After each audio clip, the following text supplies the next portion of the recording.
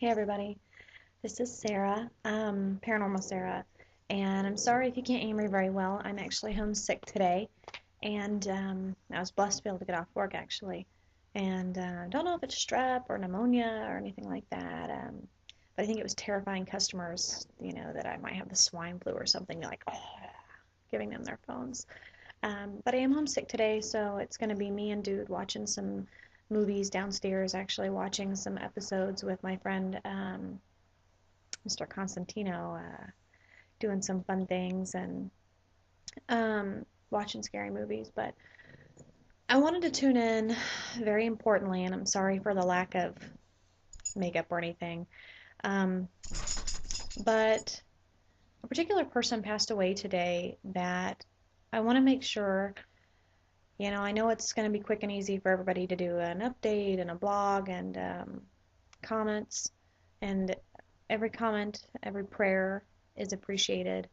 Um, but I think for anybody in the parapsychology field or paranormal field, or even anyone who's a skeptic or mostly a science person in this field, will know who Dr. Holzer is. And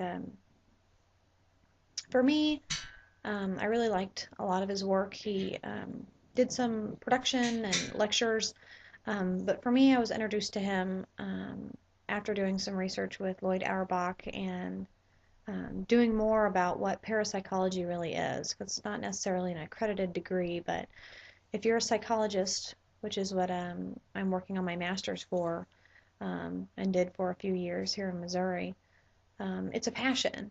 Psychology is a very unique field. You have to care a lot about people and you have to have a lot of passion and dedication because a lot of what's out there is theory, and understanding the human mind is huge.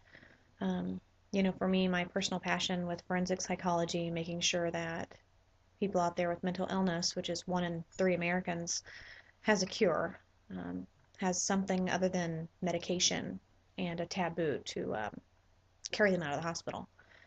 And the doctor who passed away this weekend was one of the very first people to coin ghost hunter and to be a parapsychologist, meaning that he did work on what is about the physical body and the physical mind and what happens after a person passes away, which I think is ultimately what any ghost hunter or paranormal enthusiast is trying to do.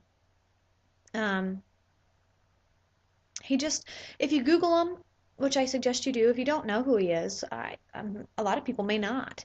Um, Look at some of the stuff that he's done. One of my favorite things, I actually have a thing of quotes that I share with my group, the Paranormals, and one of them is from his, where he talks about what um, a spirit is and how it gets trapped in the outer world and what happens. And he believes that a spirit is someone who is in turmoil at the time of their death and that they're lingering behind. But then someone asks him, well, what exactly would you say is an analogy for a spirit or a ghost? And he talks about it as a tire, which for me was kind of unique. He says, quote, "The outer part of the tire is the physical body, and the inner part of the tire is that of the spirit of the person. The bodies are similar, except that the inner body is of a finer substance, detachable from the outer body. The inner body is what survives physical death. The two combined bodies, inner and outer, are what makes the personality." And I love that. And I think a lot of his works are going to stick with me personally. And I'm sure he's out there teaching us, as always, possibly more so now, about what is in the afterlife. And I truly hope that everyone does send a prayer out his way for all those of us who will be missing him, and to truly, truly, genuinely appreciate all the work that he's done in this field. So this is an opportunity. Learn a little bit about the guy and be thankful that we had him here on this planet to teach us everything that he did. But I just want to give that shout out, and I hope everybody has a wonderful week. That's pretty much it. Bye, guys.